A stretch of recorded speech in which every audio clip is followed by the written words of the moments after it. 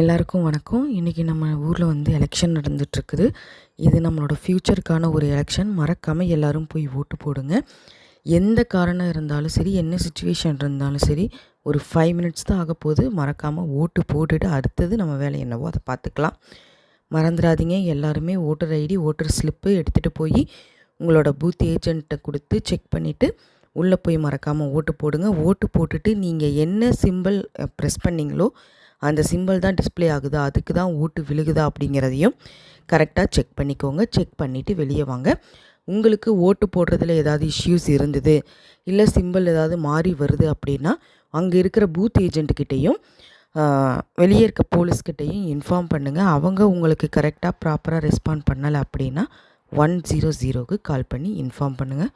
மறக்காமல் ஓட் பண்ணுங்கள். Vote for your future, vote for our future. Thank you.